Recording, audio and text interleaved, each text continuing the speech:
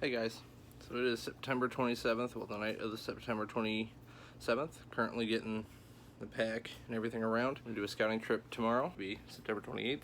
Down at the turkey spot, kind of take inventory, see who's there, how they're moving, that kind of thing. Just kind of do some glassing and just enjoy getting outside and getting up on the hill and doing some glassing. Like I said, I repeat myself a lot. Sorry, not sorry. Everything's all packed. It's a hooch, all my stuff. Everything's all packed up, looks good to go. Got everything I need, and see you guys in the morning. Good morning. It is currently 5-something in the morning. I am driving down to the turkey spot, trying to get there before sunlight so I can watch from like literally time to hunt till when I want to call it quits and just get like a dry run, if you will, before next week when you can put a bow in my hand. This will be fun. Kind of waking up still. And I go to make the drive. It's about a 50-minute drive from where I live, so should be fun. Whoa. So I just got here, literally about ready to step out of the car and start getting the pack on, making the hike up to the hill. It's the way the wind's coming out. It's like south-southwest this morning, so I'm gonna go up to the hill so that way I'm not spreading my wind all over things. And what's another gonna be interesting thing is the way the wind, thank God it's a south-southwest wind and not a west wind, because there is a gigantic like front of just like rain, like a warm front of rain. That would basically make it so I wouldn't be doing this, but we're gonna be right on the edge of it. Hopefully I'll be able to get some time in, and you guys will also be able to, I'll also be able to film it. So I'm gonna step out of the car here, get the pack on, and start the hike. Alright, so it's a little dark. It's still like maybe 6:40 in the morning. Not quite sunrise yet. So I'm waking up and that's the plan. Just to get up here to the top of the hill before sunrise, so I can actually watch all the deer move through. And it looks like DEC must have came in and kind of trimmed a lot of this out. Probably getting ready for the outbound birds and all that. So it makes it a lot easier to walk up this path now than it was this summer. Holy shit. It's pretty strong. It's really warm. It's almost 70 degrees right now. It's 6-something in the morning, so the deer are out and moving. They're moving now. I just want to see what they're doing. Around sunrise, a couple hours after sunrise. Here, there's buck number 3 that's on this spot, at least on my list. Number 1 buck for Corey.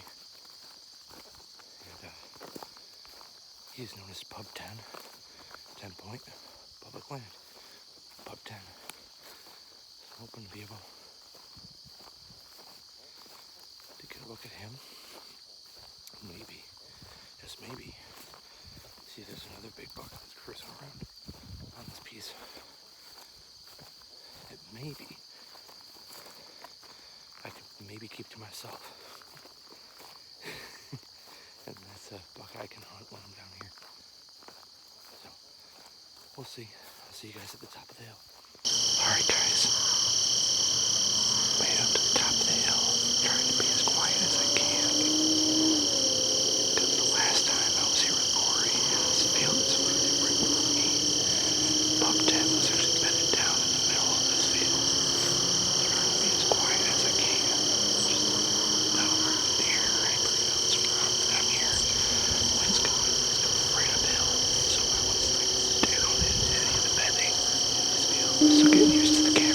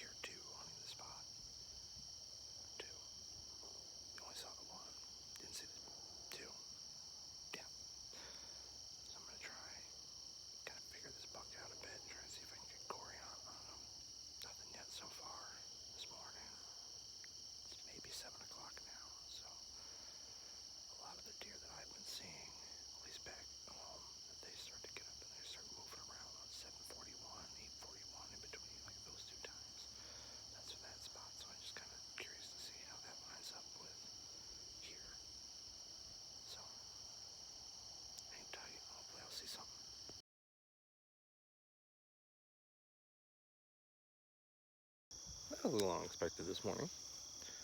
Had a guy come up, riding a bike. Name's David. Pretty cool. Came up, we chatted for a bit. He also hunts this piece here. Saw a couple bucks about like a month ago or something like that. So, about, yeah, around the same time that we saw Pup 10 here. You stop that. And, yeah, got it chatting really good. He seems like a cool guy. He's getting his trail camera right now, so he's pretty bossed running out here with a bike, getting a trail camera, picking it up, all before he has to go make a wedding this morning. So, kudos, David. Still nothing. Still nothing. I don't think I'm going to see anything this morning. We'll see. We'll see. So, this field back behind me didn't used to be cut like this. So, just kind of exploring now. They cut these fields, and this is all public land too. This is actually a spot, public land that these are like the first steps I'm taking on it.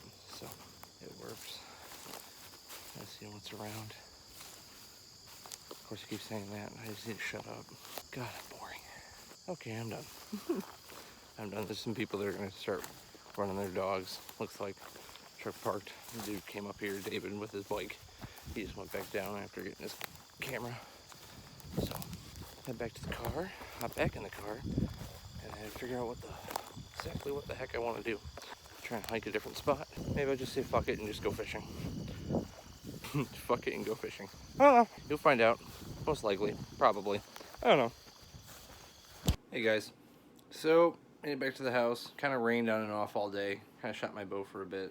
Sorry this video is actually kind of boring, but one of the things I'm going to do right now is I actually went through and kind of set up my packs a little bit, kind of pre-packed, pre-prepped for the week, and I kind of based off basically which place I think I'm going to hunt first, which is out behind my parents' house. So this bag is pretty much set, ready to go, and then this one I'm going to use at the turkey spot, Hemlock Lake, that kind of stuff. So I'm just going to kind of run through you some of the new things I'm going to try for this year and just kind of give you my first thoughts and impressions just on like playing around with them. It's actually specifically some calls, that kind of stuff, and just maybe talk a little bit about tactics, things I'm going to do. So that's what expect from this next part.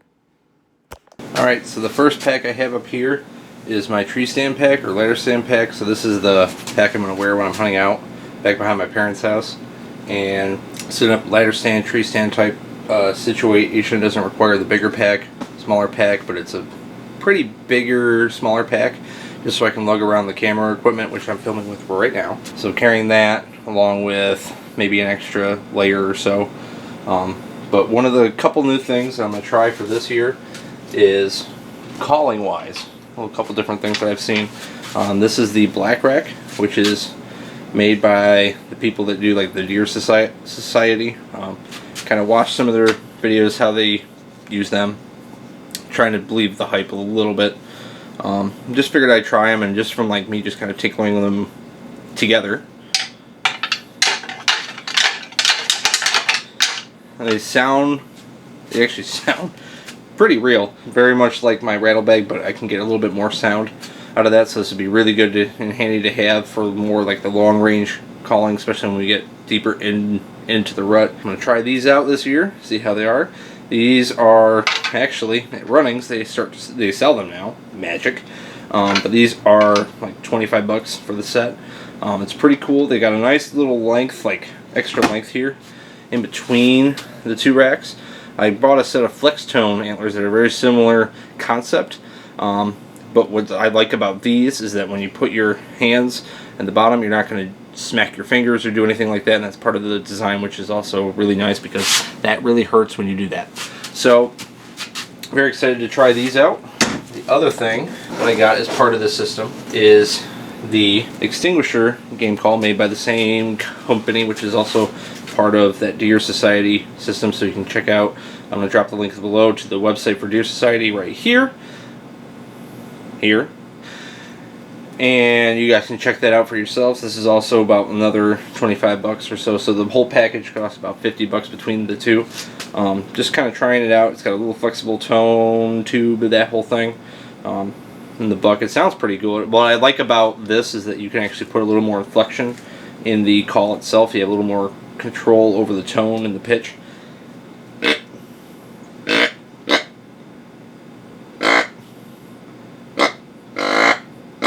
What's cool is I do have a trail camera video of 3 fingers. If you go to our Instagram page, it's there. Or I'm going to put it right here.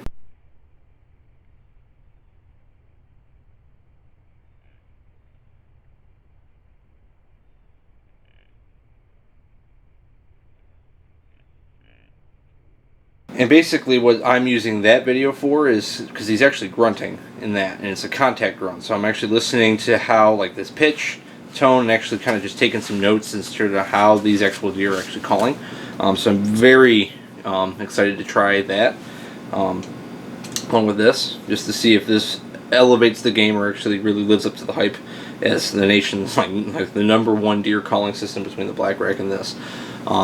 What's great about the Deer Society is with these products in the system, they actually have tutorial videos to actually kind of walk you through how to use the call and how to use the black rack, and some calling sequences and calling tips, situations, scenarios, and what you can do and when, which is really awesome. And I've been diving into those. They're very informative. It's kind of situational based, but like any kind of game call, like duck call, elk call, turkey call, anything like that, you just got to practice all those calls, which is something for deer calling I haven't really done a whole lot of, but I'm very excited to dive into that. Basically, the whole back half of this is now going to turn into me just kind of walking through my whole pack here for my tree stand bag. So I have my back tag.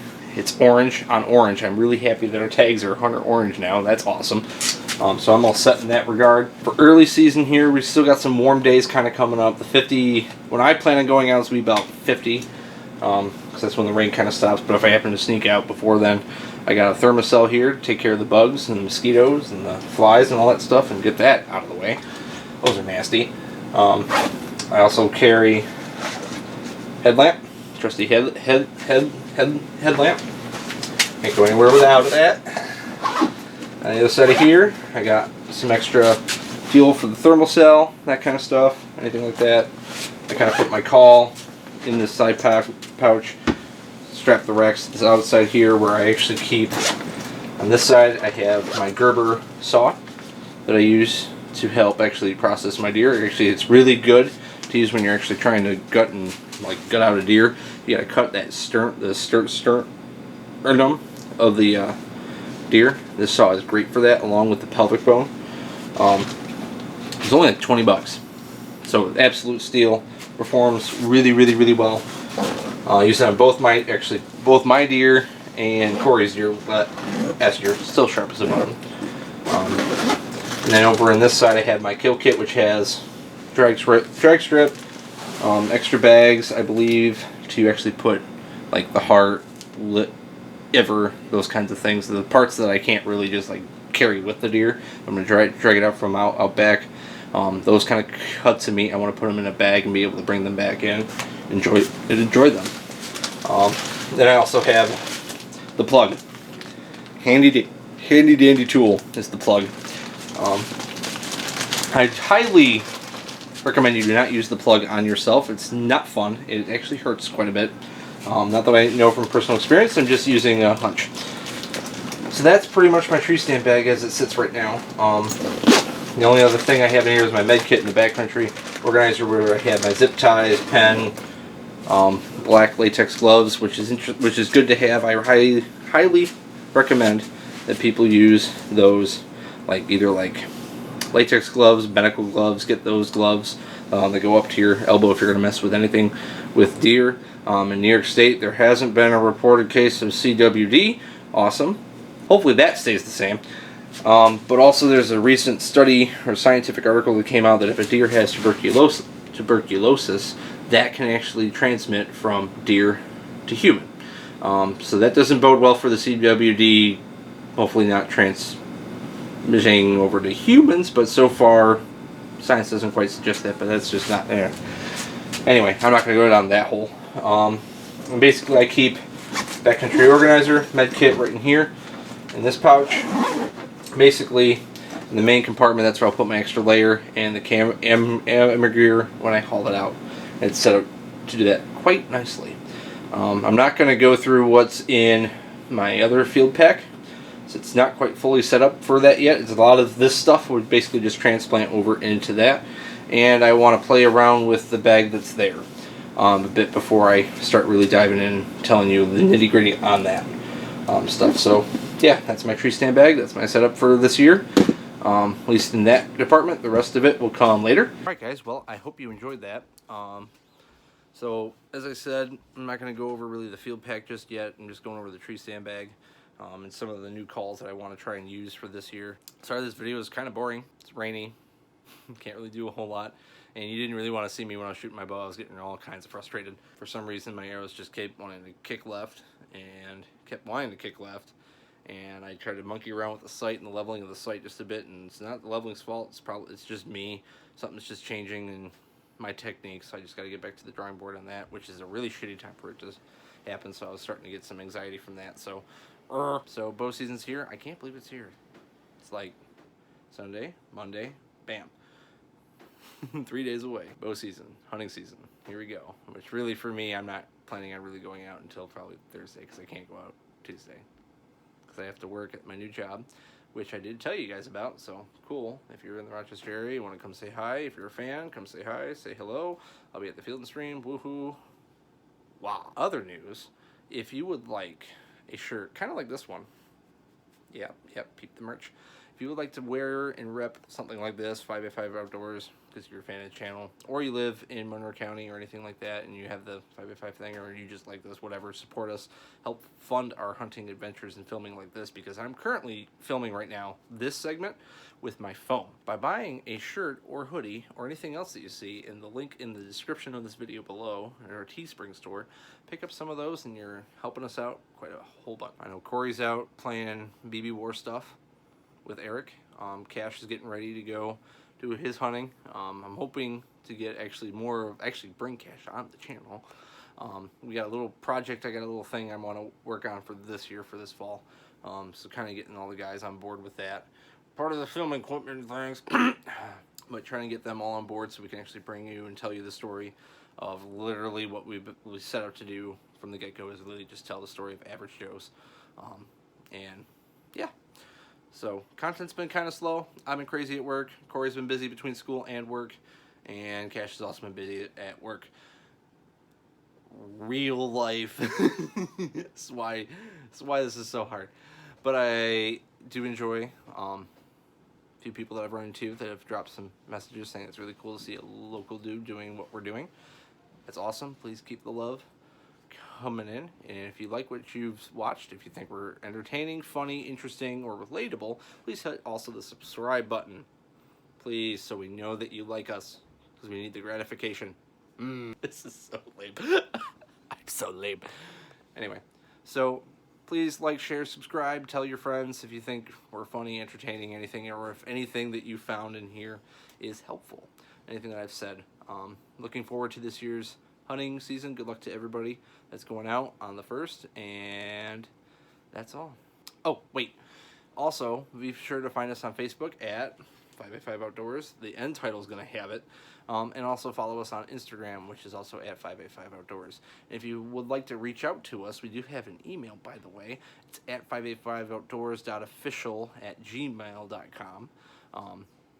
You can find that on our Instagram profile and I believe our Facebook profile as well. If you'd like to reach out, ask any questions, shout out a message or anything like that, feel free. We actually enjoy liking to interact with people that are like-minded and real dudes, because that's pretty much why we're here. Real, local adventures. Average Joe's doing things in the outdoors and bringing it to you, telling our story. So that, I'm now actually going to leave. I'm not lying. Thank you for watching.